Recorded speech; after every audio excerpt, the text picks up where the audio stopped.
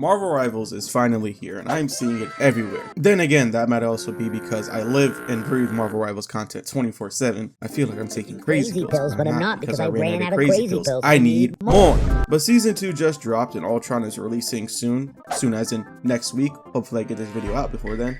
But I should be good on Marvel Rivals content, for now. But what is there not to love? It has chaotic team fights, even crazier abilities, a crazy diverse roster with tons of different characters to play as and all with their own personalized abilities and unique personalities, and of course, a whole lot of ass. And that's exactly what we're here to talk about today, the other stuff. The game, not the asses, but also what makes this game so amazing and why I love this game so much. I usually never get crazy invested in online games, let alone hero shooters, and if I do, it's usually the short bursts of phases like with Warframe, Destiny, or Genshin Impact, sadly. But I mainly play a bunch of different games, mainly story games. But Marvel Rivals has me in a chokehold, and all I can say is harder day. But first, let's ask the question. For those of you that somehow don't know what Marvel Rivals is for whatever reason, it is a new hero shooter made by NetEase Games, the same company that made Fragpunk, No Rocket Blade Point, and a few others. This game features a bunch of different Marvel characters such as Hulk, Spider-Man, and of course, Jeff. And I gotta say, this game has single-handedly skyrocketed Jeff's popularity from being a niche Marvel character to being up there with Captain America and Iron Man. Personally, I have a love-hate relationship with Jeff. Like, on one hand, he is so adorable and lovable. How could you ever hate him? But on the other hand, I swear to God, if I get taken off the map one more time by that little gremlin, I'm gonna strangle him. In the game, you work in teams of 6 to complete various objectives depending on what the mode is. You have Domination, where you and your team try to capture and hold 3 different points, and the first of 2 wins. Convoy, where you help your team escort cargo from one side of the map to another, or stop the enemy from doing just that. And Convergence, where you try to do a mix of the last 2 and capture the point to then escort the cargo, or stop your enemy from capturing the point and escorting the cargo. It's really simple, but you also have 2 additional smaller modes, which are Doom Match, a free-for-all mode, and the first person to get 16 kills wins the match. But you also have Conquest. No, not you, Conquest. I am so lonely.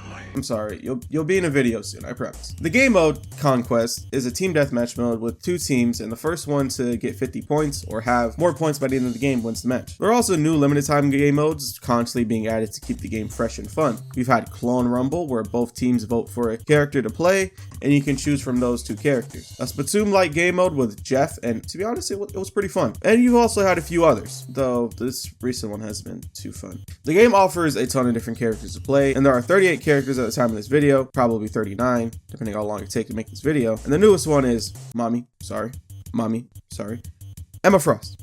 Mommy. The characters are broken down into 3 different roles. Vanguard, the tank that is supposed to be at the front of the battle, absorbing as much damage as possible. Duelist, the DPS that focuses on doing as much damage as possible while taking out the other team. And Strategist, the support that is the core of the team that focuses on mainly supporting the tank and whoever needs healing, and somehow still gets blamed when people die. Truly, a cycle. Rivals is constantly adding new content for the game, from new skins, game modes, and some of the most chaotic, fun, and addictive gameplay I've seen in a while. But most of all, this game feels like a giant love letter to the fans of Marvel. Not just the MCU, but fans of the games, shows, and most importantly, fans of the comics, which feels like a breath of fresh air when constantly having everything be tied back to the MCU and not letting the comics have their time to shine. The comics have a real influence on this game, and it takes center stage, and it all starts with... Now, it's no secret, Marvel Rivals isn't the first of its kind. We've had plenty of hero shooters in the past, such as Team Fortress 2, Paladins, Overwatch, and... yeah, we don't talk about that one. And it wouldn't be fair to those games to pretend Marvel Rivals didn't take inspiration from them, especially from Overwatch, but it isn't a bad thing. Every game, and honestly every piece of media, borrows from another in some type of way. For example, Insomniac's Spider-Man games clearly took inspiration from Rocksteady's Arkham series, which doesn't make it a copy. If it did, every single game and show and movie would just be a copy of a copy of a copy of a copy of a copy of a copy. I think you get the point. But what matters is what you choose to do with that inspiration. I even took inspiration from a couple other videos when writing the script to figure out how to write and structure it, but I still found a way to make it my own without completely stealing somebody else's video, for the most part. The developers behind the game did the exact same thing. They took some of those elements from games like Overwatch and other team shooters but also other games that aren't just hero shooters, and blended in their own unique and chaotic ideas to make the game feel fresh, fast-paced, and super fun to play. It's no secret that it being a Marvel game also contributed to its success. While we've seen in the past with the Marvel's Avengers game, that being owned by a big brand or property, and in this case Marvel, can only take you so far when you don't have an actual good game backing it up. I mean, just go ask DC about Suicide Squad Kill the Justice League. I can't say for certain that if it wasn't a Marvel game it would be as big as it is today, but the game at its core has some amazing mechanics that we will touch on in a moment. But if you replace, let's say, Winter Soldier with an original character, I'm certain it would be just as fun, just without the bonus of being able to play as your favorite Marvel character. But the fact you can turn yourself into a literal bomb as Scarlet Witch or turn yourself into Fruit Ninja as Psylocke is part of what makes this game so fun and exciting. At the time of this video, Marvel Rivals has only 4 less characters than Overwatch, and that game has been out for 9 years. It's soon to be 39 once Ultron is added to the game, and I can't fucking wait to play him, even though I know everyone is going to be instantly locking him day 1. The developers have also recently came out and let us know that instead of getting a new hero every month and a half, we will be getting a new character every single month. That's 12 characters a year, 1 character every 4 weeks. That's a lot of characters, which is actually also really impressive. Soon enough, we are going to see a Marvel Rivals roster that looks like League of Legends, and that game has 175 characters, if you didn't know. With that many characters, you are bound to find at least one character you enjoy playing, but I find I have the most fun when experimenting and trying out other characters. I have over 300 hours in this game and I still only have 2 Lord icons, and that's because I'm always switching things up. Sometimes I want to fuck shit up as a thing, or sometimes I want to do some healing as Adam Warlock. Something I like that Rivals does is that every character doesn't need to be strictly a shooting character. There are a lot of characters that are primarily melee focused, and they honestly are some of the most fun characters to play in my opinion. You have Black Panther, Iron Fist, Spider-Man, Magic, Wolverine, Mr. Fantastic, and there's bound to be more in the future. However, playing the same character over and over again can get stale, at least for me. It's also why the game encourages you to play other characters, switch things up. And I gladly do it, even if I don't have a quest suggesting I do so. I just wish the install DPS on my team would try something different for once. Like, I see the Lord icon, but I urge you to try playing someone else and see how you like it. You might even find a new favorite character. I'm looking at you specifically, the Instalock Spider-Man that goes 2 to 13 every match. And don't give me that bullshit that Spider-Man doesn't kill. Just switch, please. Please. The game encourages you to adapt to the match. If you're playing Spider-Man, for example, and notice the team has a Namor, Penny, Luna Snow, and Mantis, then maybe it's time to switch things up a little. You always have the option to switch characters at any time in the match. If the character isn't working out like you thought, then try a different character. My quick challenge to you is, if you're always installing DPS, try Vanguard or Strategist. If you're always playing Vanguard, try Strategist or Duelist. And if you're always forced to play Healer, please take a mental health day.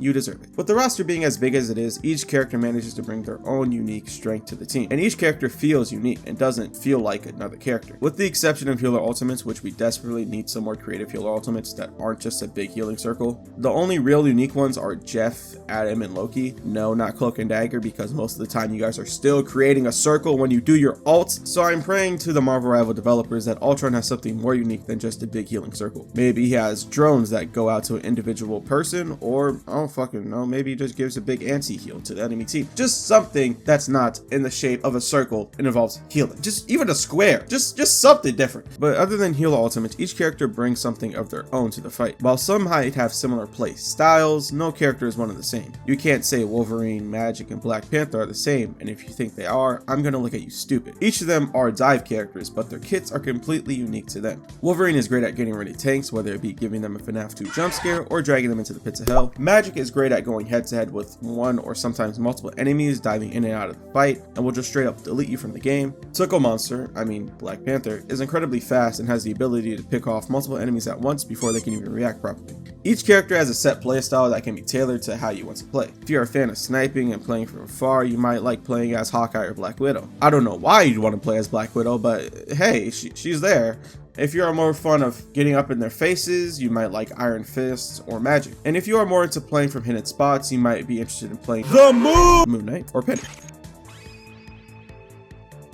Marvel Rivals has a ton of different chaotic and unique abilities in the game. There are still some basic abilities we've seen in every game, like shooting a gun and dashing around. That's because, well, there are still characters that shoot guns and dash around in Marvel. But every single character manages to stand out, not just from the Marvel Rivals cast, but also characters from other hero shooters, even if they do share a few similarities. Take Moon Knight. Wait, no! The Moon! Moon Knight, for example, has a mix of different abilities, such as grappling across the map, double jumping, gliding from high ground, throwing crescents, and tossing his Ankh down into the floor. He's a very tactical character, exactly how he acts in the comics, and also just as crazy. Quick side note though, in the comics, Moon Knight crashes an entire plane into Taskmaster, and that return made Taskmaster scared to fight him.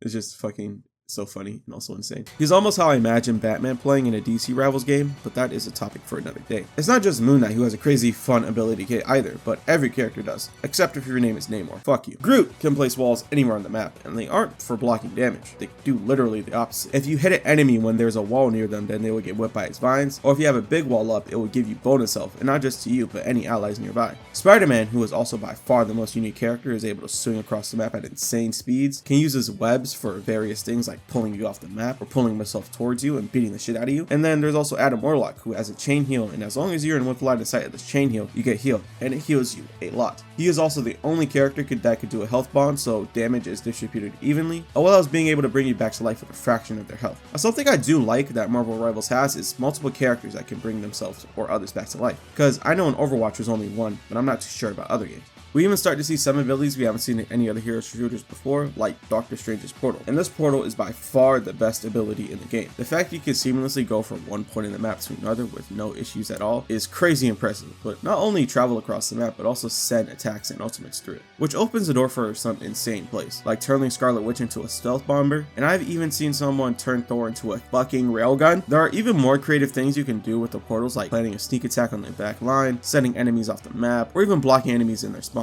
Which I gotta admit is annoying, but also just as funny. There are nearly endless different ways you can mix and match different abilities to create some insane plays, something I don't really see in other hero shooters. It creates a real sense of team synergy, I guess. For example, you can use Groot's ultimate to group all the enemies together, and have Iron Man use his maximum pulse to take out the whole enemy team, have Invisible Woman use her invisible shield, and have Hawkeye activate his ultimate so the enemy doesn't know where he's shooting from. Or you can also just have Emma Frost use her ultimate to hypnotize the enemy team, then have Jeff swallow them before they can even escape. There are so many ridiculous combos you can pull off, and not even just with ultimates, also just mixing and matching different character abilities to see what works. But Marvel Rivals didn't stop there. After establishing some crazy synergy between each of the characters, they took it one step further, with the introduction of something we haven't seen in any other hero shooter before: team-ups. Team-ups were marketed as the standout feature in the game, and they really can make the game much more fun when you have one activated. Some of the standout ones include Symbiote Bond with Venom, Spider-Man, and Penny, where Peter and Penny get a symbiote rage mode, and Spider-Man suddenly decides he doesn't need teammates anymore. I missed the part where that's my problem. Spider-Man also gets the access to a one-shot combo that is absolutely terrifying.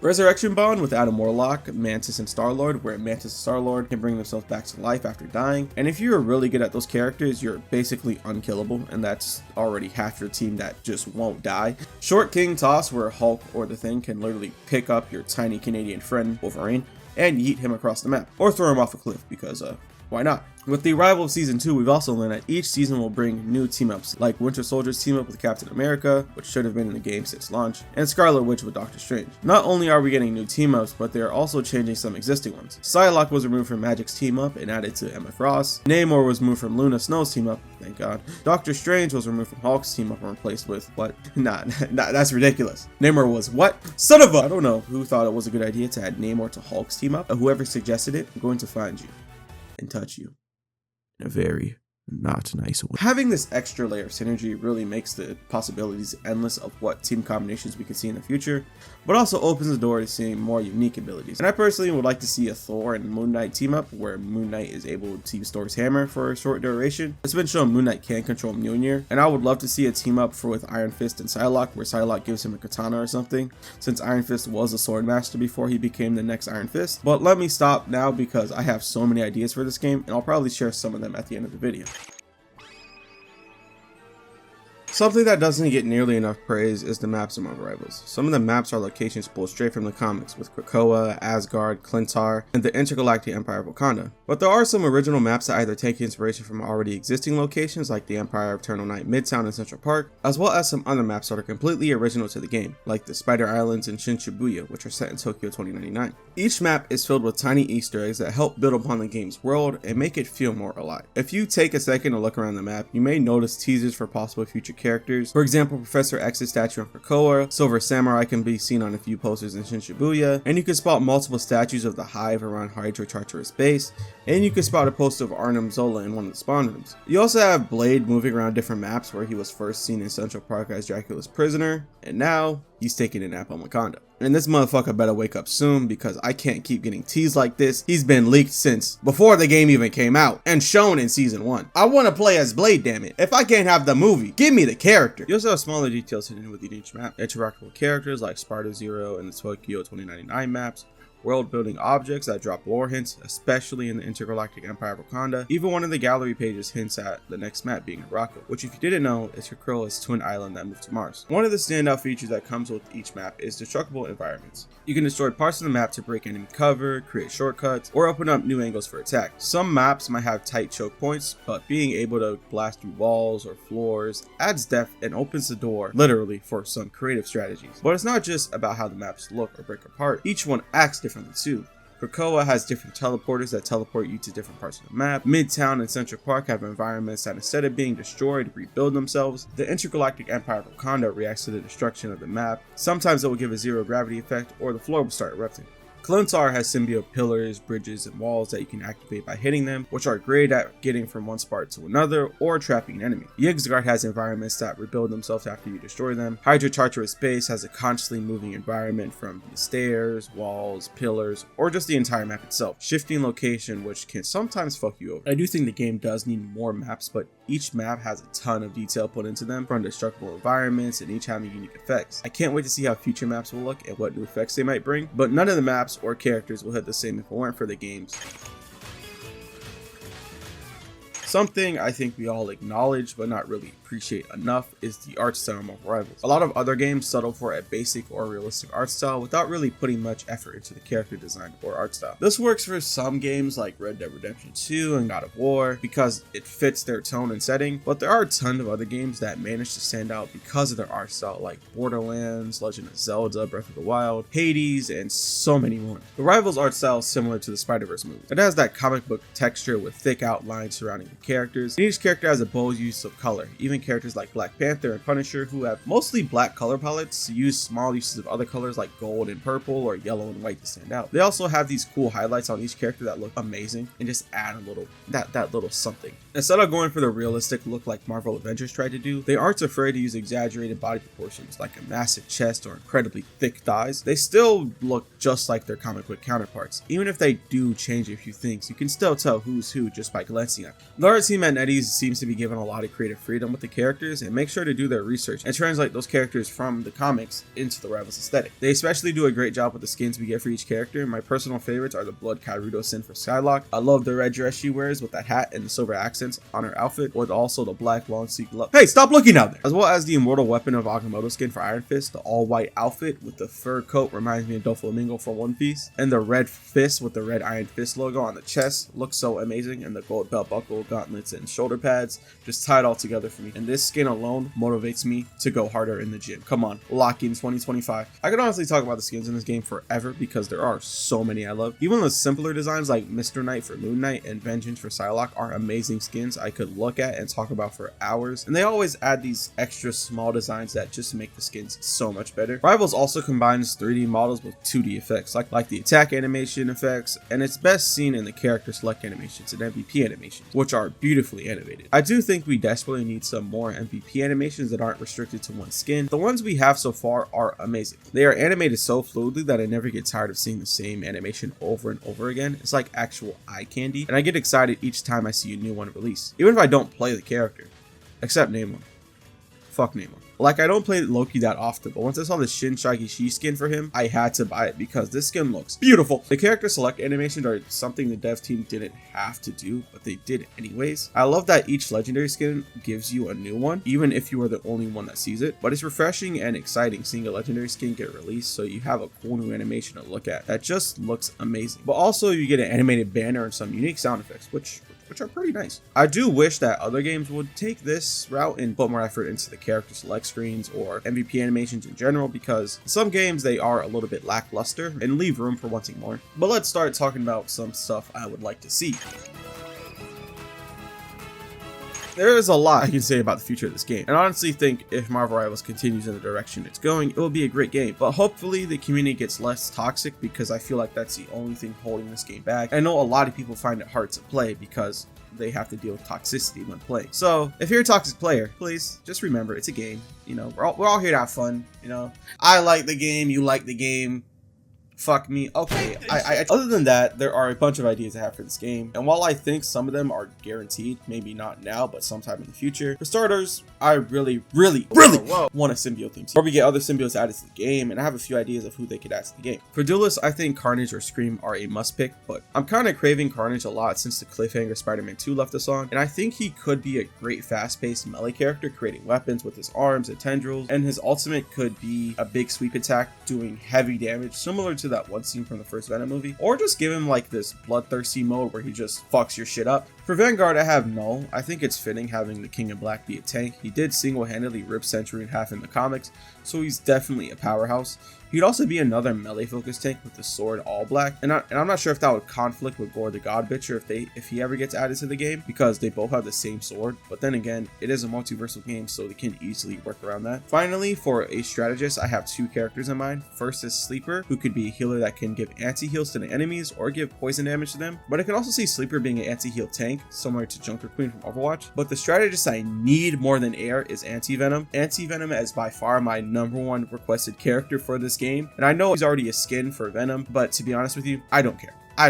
Anti-Venom would be perfect as his own character and be the perfect healer. He might even be better than Adam. Don't tell Quad I said that. In the comics, Anti-Venom is mainly known for curing any and basically all diseases, and of course being a counter to symbiotes. And I think I have an idea for a system they could add for not just anti-symbiotes, but characters countering specific characters, and it's called rivalries. It's only fitting that the game called Marvel Rivals actually has some rivalries. I see this working as a character directly counting a certain character with either giving them a debuff or extra ability, like Sue and Reed do bonus damage to Namor because fuck Namor, or Anti-Venom can get rid of Venom's overshield, or something that makes Venom's survivability harder. The system could use a few tweaks, obviously, because you don't want an entire enemy team just picking the character that counters your character specifically. I think it could have some give and take, like both characters benefit in some type of way from it. A feature I also really want to see after revisiting Overwatch for a little bit is the perk system. And I know, but that's Overwatch's idea. I know, okay, but I can't lie. It's a pretty good idea. I think seeing the same thing or something similar in Marvel Rivals would honestly be cool and make the replay loop even more enjoyable. We've already have an infinite replay loop, so just times the infinity by infinity, you get infinity, all right? And just make it that much more enjoyable. And having to plan what perk you might get, as well as planning to see what perks your enemy gets, really does add more to that strategic level. If not the perk system, I have another system in mind, which is swappable abilities. Give each character an ability they can swap for another ability to mix things up and try different strategies. For example, instead of having Spider-Man use his web grab where he pulls himself towards you, you can grab them and throw them in any direction, either into an enemy to damage them or just toss them off the map. They can even do this for ultimates. For example, Psylocke, instead of having her slash circle where she slashes anybody in the circle, she can slash any enemy in front of her, stunning them and doing damage, and then moving on to the next enemy or slashing the enemy again to kill. Kind of imagine like the Dance of Wrath from Ghost of Tsushima. I also have a ton of different skin ideas, starting with Symbiote Spider-Man. I think they are saving this skin for that symbiote themed season I was hoping for. And if they are, then I understand the reason for the wait. I also want a comic accurate Adam Warlock skin with the black top, red gloves, capes, and boots, because that shit looks amazing. Old Man Logan skin for Wolverine. This is single-handedly one of the best comic book stories ever written, and the best Wolverine stories too. And not just that, he looks like a fucking badass in this comic book. Infinity thing for the Thing. I'm not sure how this would look in the game, because in the comics he's just a rainbow with black shorts. But seeing what they did to the Agamotto skin for Iron Fist, I think they could cook something up here. Thor Buster armor for Iron Man, but hear me out, the armor looks good. I just think it needs a cape, and it will be 10 times cool. Yeah, finally give me a Black Panther suit where he has the cape. Originally, I never liked the cape, but as I got older, that shit is so fire. Please, I need it. Give it to me. And the last thing I want more from this game is more villains, because we desperately need a lot of them. Because other than Hela, we don't really have any villains in this game. Loki is a good guy now, I guess. Venom is literally the lethal protector. Magneto just minds his business and doesn't give a fuck about humans. We don't really have any villains in the game. It's mainly heroes or anti-heroes with one villain. Some of the villains I'd like to see are Green Goblin. I think he'd be a perfect flying type of character. And I kind of see him just be like a flying Junkrat, as terrifying as that sounds, him flying through the map, just throwing bombs down wherever he goes. That sounds fucking awesome. I'd love to see Taskmaster. I don't know how he would be implemented in the game since his whole thing is about copying other people's abilities. So I guess he'd have a mix of everybody's kit, but how are you gonna copy other stuff like magic or fucking repulsor beams? I feel like the developers could do it, but it just takes some time. And finally, I'd love to see Thanos. I don't know how they would make him work, because either they could go the Infinity Gauntlet route where he has multiple passives and different abilities tailoring to his Infinity Gauntlet, and his ultimate could obviously be the snap, but not just it eliminate half the enemy team, but I think half of everybody. So it's kind of a gamble. Either you eliminate the whole enemy team, or you eliminate like one person from the enemy team, and then you're just there fucking